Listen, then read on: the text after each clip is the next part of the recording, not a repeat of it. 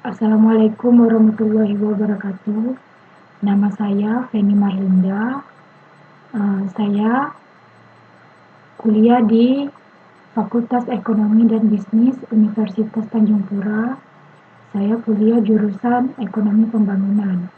Dan ini adalah salah satu tugas dari mata kuliah Laboratorium Metode Kuantitatif. Jadi, di sini saya akan membahas tentang statistik deskriptif,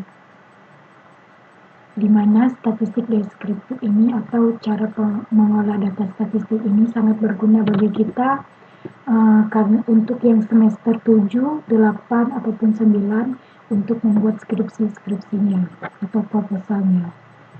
Jadi kita mulai untuk pembahasannya.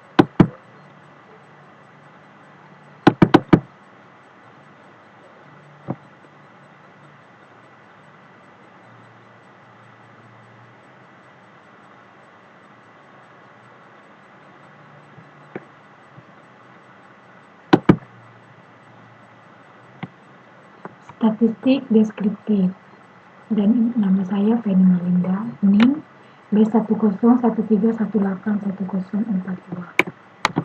Statistik deskriptif. Pengertian statistik deskriptif.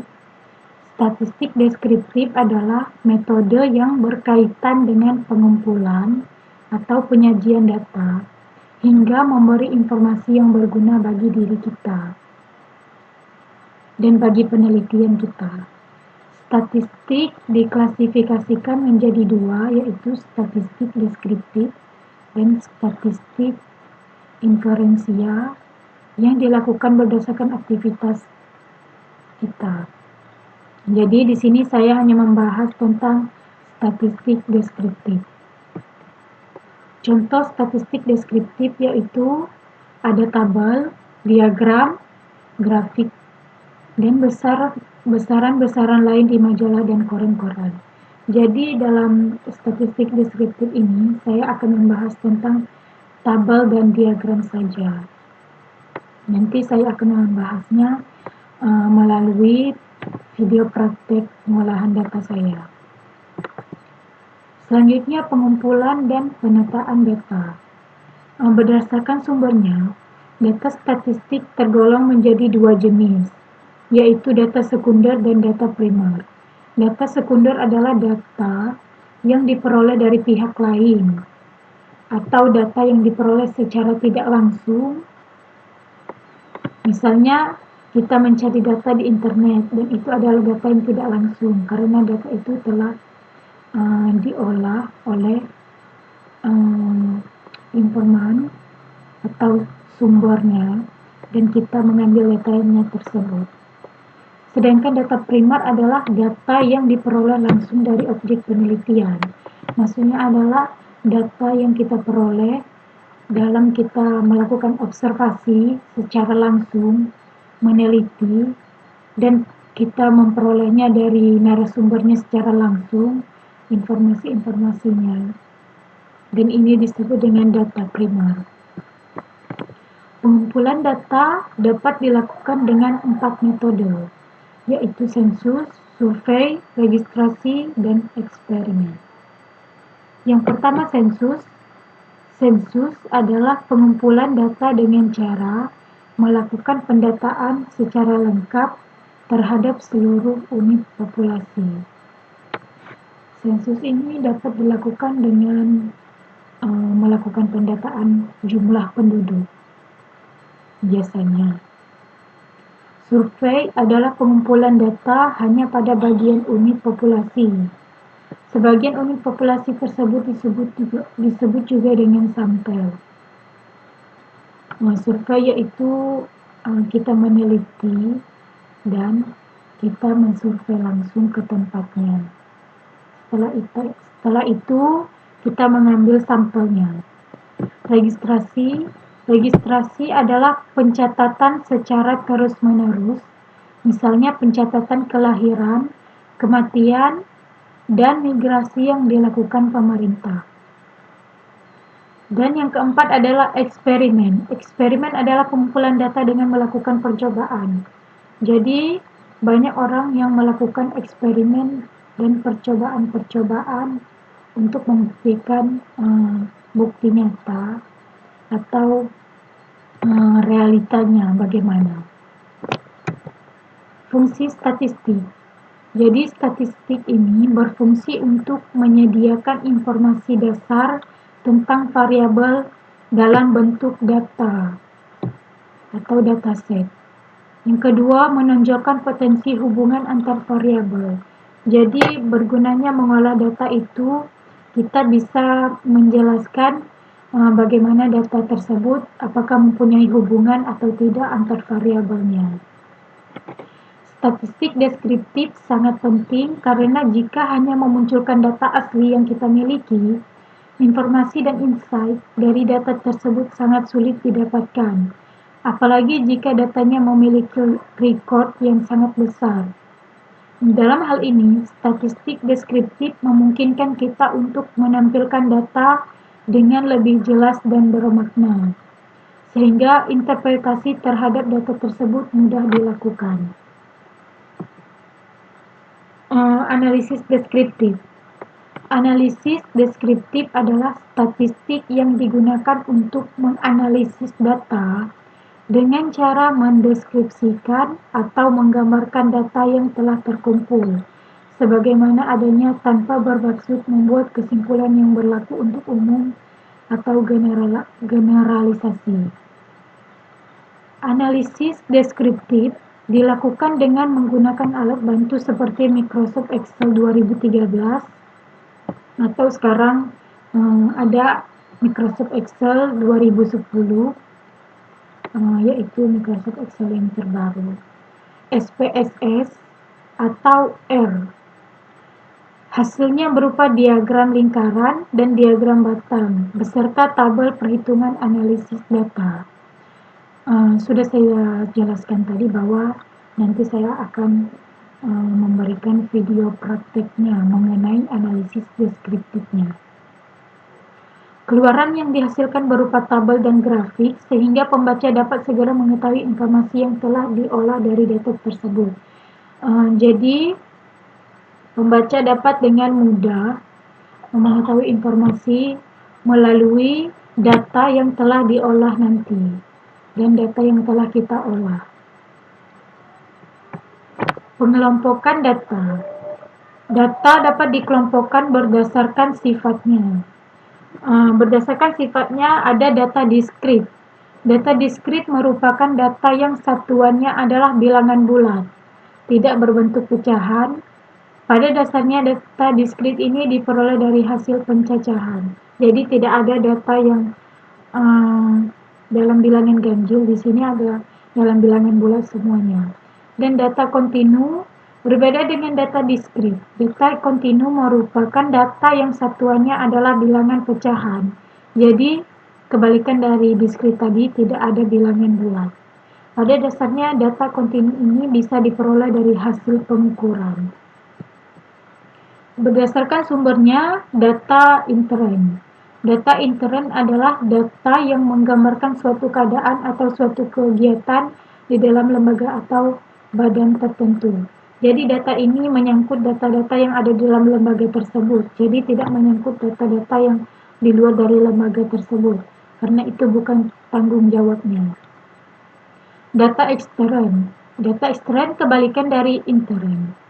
Data ekstern merupakan data yang bisa menggambarkan suatu keadaan atau suatu kegiatan di luar lembaga atau badan tertentu. Jadi data ekstern ini mengolah data yang di luar dari lembaga tersebut. Jadi dia berhak untuk mencari data-data di luar dari lembaga tersebut. Berbeda dengan data intern, hanya bersifat di dalam lembaga tersebut. Berdasarkan pengukurannya, data nominal. Data nominal ini merupakan bagian dari pengukuran skala nominal, yang artinya data statistik di mana cara penyusunan angkanya berdasarkan beberapa kategori tertentu, tanpa memperhatikan urutan. Selanjutnya data ordinal. Data ordinal merupakan bagian dari data hasil pengukuran skala ordinal. Artinya, data statistik yang cara penyusunan angkanya berdasarkan beberapa kategori dengan memperhatikan urutan tertentu. Data interval. Data interval merupakan hasil dari skala interval. Data interval merupakan data yang penyusunan angkanya disusun dengan jarak yang sama antara kategori satu dengan kategori lainnya. Selanjutnya, data rasio. Data rasio merupakan hasil dari skala rasio. Data rasio merupakan data yang penyusunannya dengan membandingkan nilai variabel satu dengan nilai absolut variabel lainnya. Selanjutnya, berdasarkan cara memperolehnya. Data yaitu data primer. Sudah saya jelaskan sebelumnya.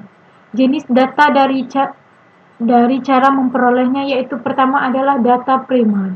Artinya data yang caranya dikumpulkan secara diolah sendiri oleh suatu lembaga atau individu, dilakukan secara langsung dari sumber objeknya. Jadi kita secara langsung mengobservasi atau meneliti datanya dan memperoleh informasi langsung dari narasumbernya. Data sekunder berbeda dengan data primer. Untuk data sekunder yaitu data yang cara pemerolehannya sudah dalam bentuk jadi. Data yang sudah jadi sudah dikumpulkan dan oleh pihak lain atau bahkan sudah dipublikasikan oleh pihak terkait. Seperti kita membuka di Google yaitu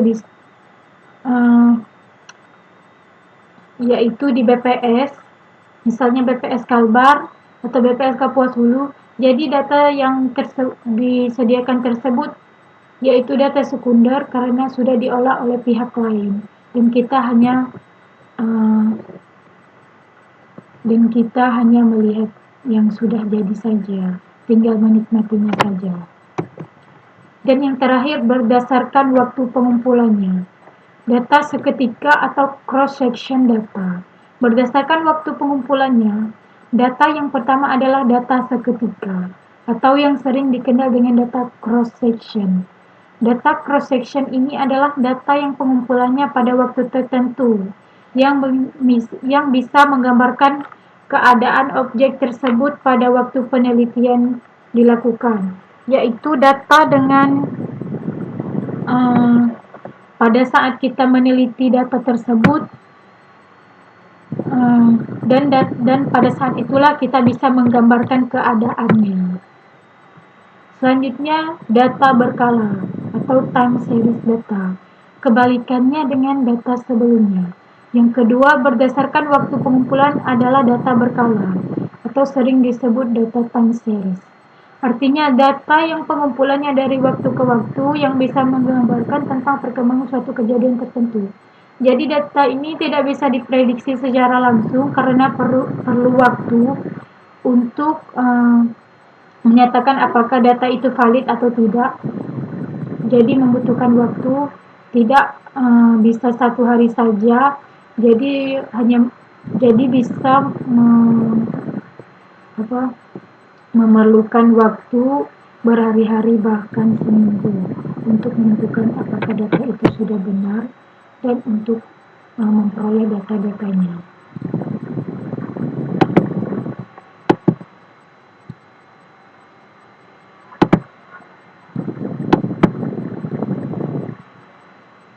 Jadi selanjutnya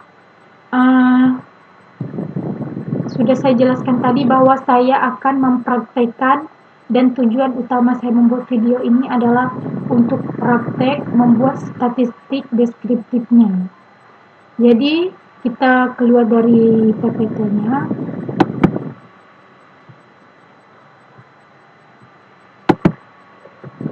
Dan kita masuk ke aplikasi Fuse-nya. Kita cari Fuse 9.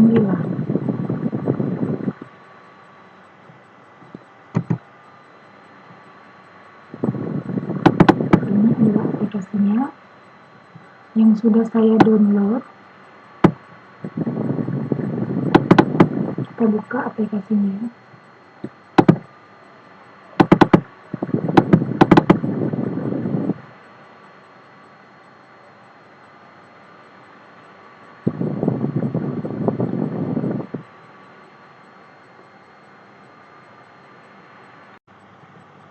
Dan ini adalah tampilan untuk software atau aplikasi Evius-nya.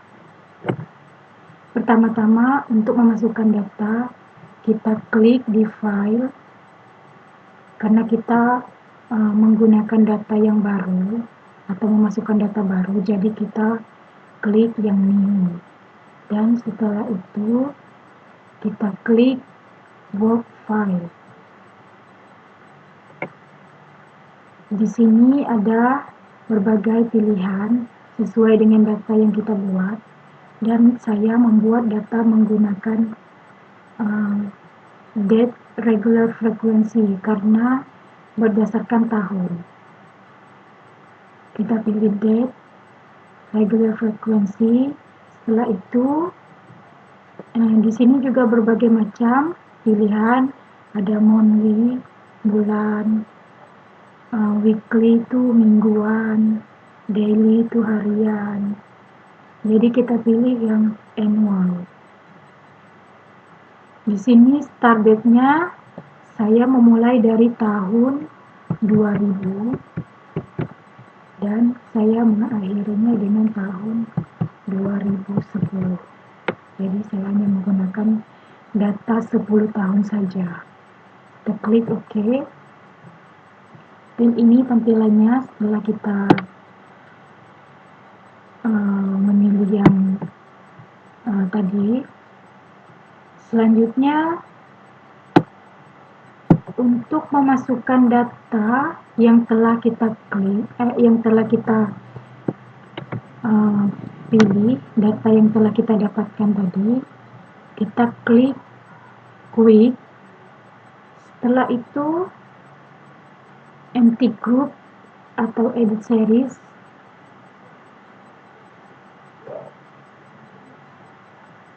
Kita scroll ke atas. Kita buka ke halaman Excel-nya, di mana tempat kita menyimpan data tersebut. Kita cari tempat kita menyimpan data.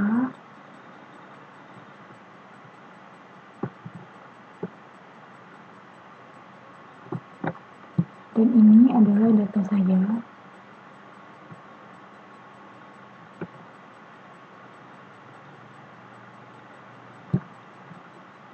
Jadi data saya adalah berupa data panel, yaitu menggunakan time series dari tahun 2000 sampai tahun 2010. Jadi kita copy dari sini, kita drag sampai sini, sampai ke bawah. Kita copy, Ctrl plus C. Kita masuk ke aplikasi Evius-nya tadi, dan kita paste di sini. Kita ubah menjadi, ini tadi kan suku bunga, jadi kita ubah menjadi SB, suku bunga. Oke, yes. Jadi ini adalah data yang akan saya olah di aplikasi Evius ini.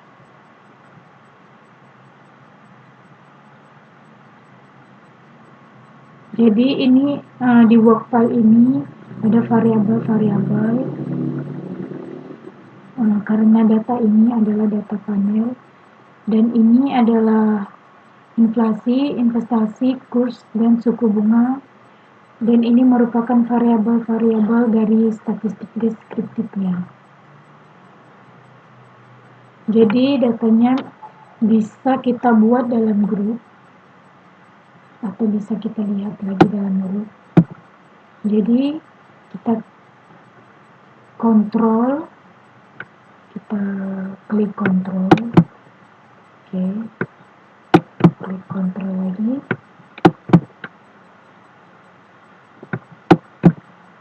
Setelah itu kita klik kanan, Kita pilih open dan kita pilih as group.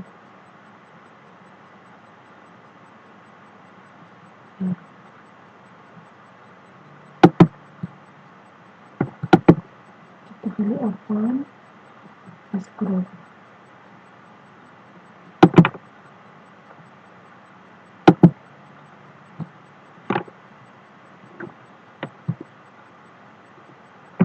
Jadi ini adalah data-data yang tadi, bisa kita buka kembali dengan judulnya masih untitled ya.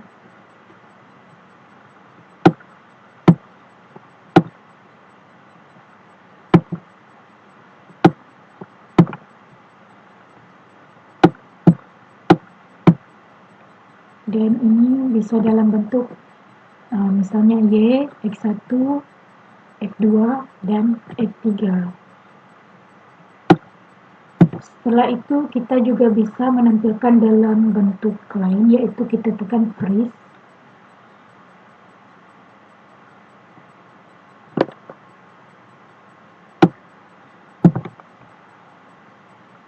Kemudian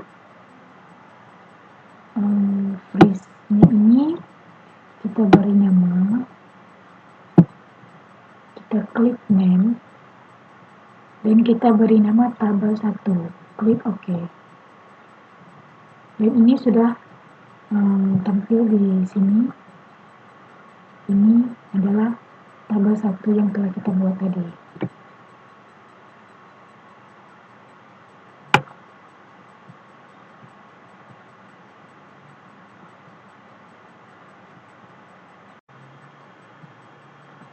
Kemudian materi saya adalah statistik deskriptif.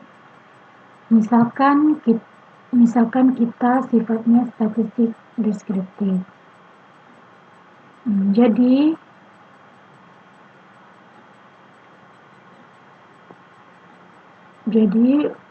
kita mengolahnya yaitu per variabel.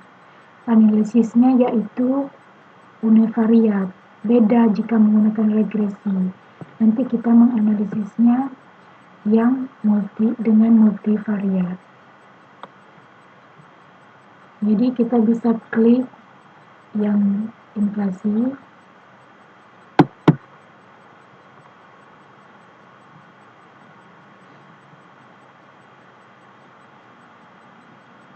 Inflasi kita double klik dan kita pilih view.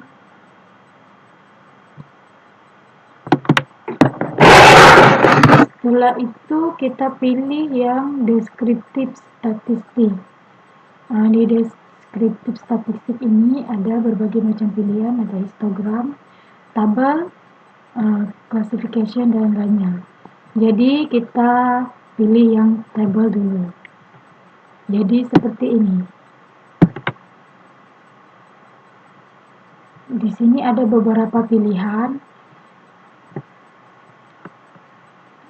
Ada yang mean, yaitu untuk nilai rata-rata, median untuk dalam nilai tengah, maksimum untuk yang paling tinggi, minimum untuk nilai paling rendah, standar deviasi,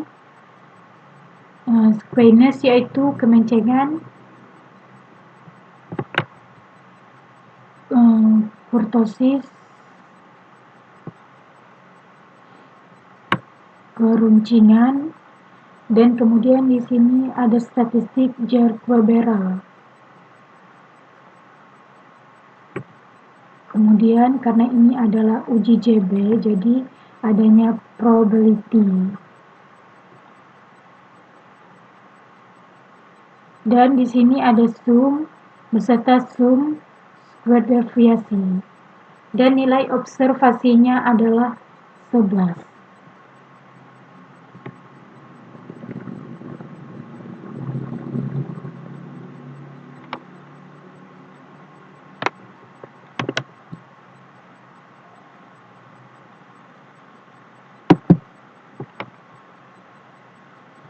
Dan yang investasi kurs suku bunga itu yaitu sama,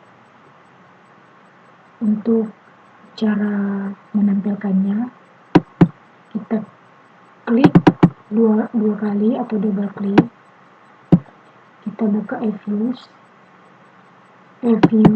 kita buka view, deskriptif statistik dalam bentuk tabel dan seperti ini. Dan kita juga bisa membuat dalam bentuk histogram. Jadi kita pilih histogram dan tampilannya adalah seperti ini untuk yang investasi.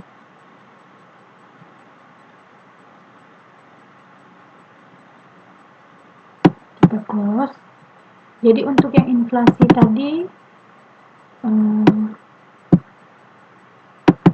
cara menampilkan histogramnya seperti ini.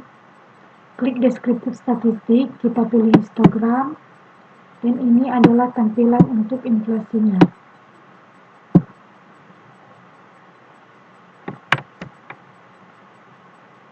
Kita close.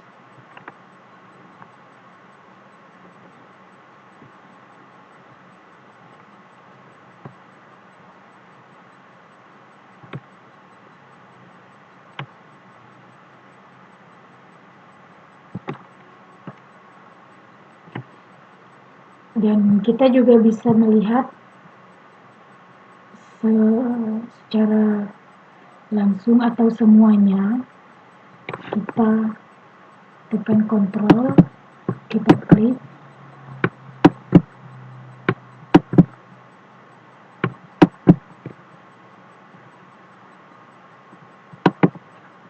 kita buka jadi as group.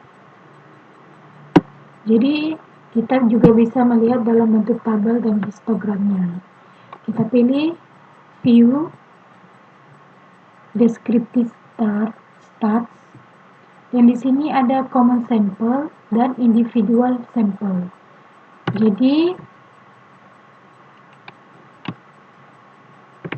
kita pilih yang common. Jadi ini adalah tampilan yang sekaligus, tidak satu-satu. Jadi kita tampilkan semua data-datanya. Dan sini adalah angkanya, yaitu observation 11 semuanya dari inflasi, investasi, kurs, dan suku bunga.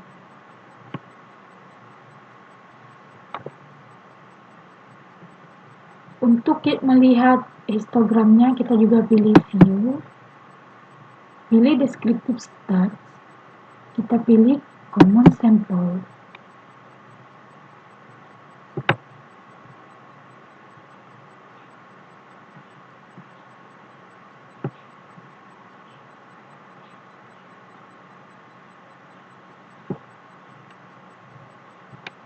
Jadi ini tidak bersifat univariat, tidak ada hubungan antara satu sama lain karena masih berbeda variabelnya.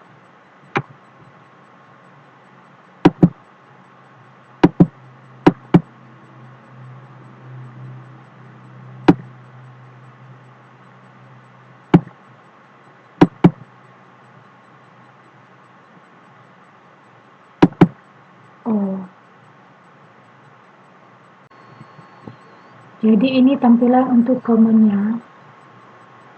Di sini datanya masih bersifat univariat karena belum ada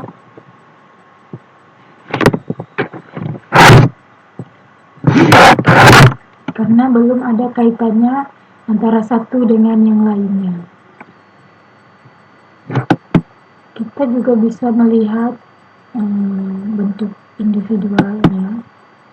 Jadi tidak jauh berbeda ya, sama. Setelah itu kita juga bisa mengubah namanya. Kita klik name. Kita buat ini hasil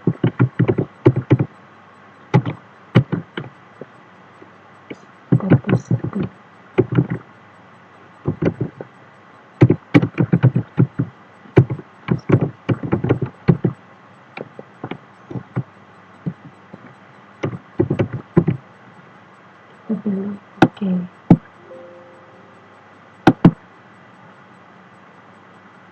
Oh, tidak mau, berarti kita pilih grup satu saja, kita pilih oke.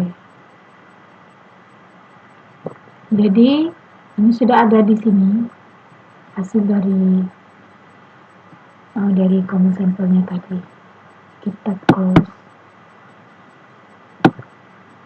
Dan ini adalah cara untuk mengolah data statistik deskriptif, jadi tidak terlalu sulit, dan ini akan membantu kita dalam mengolah data untuk skripsi nanti atau proposal kita nanti.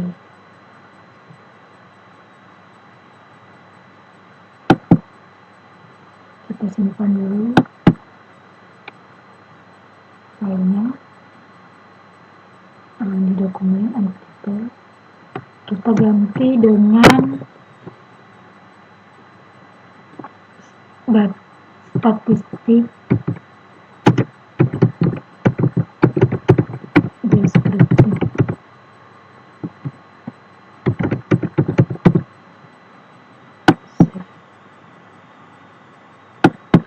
Oke.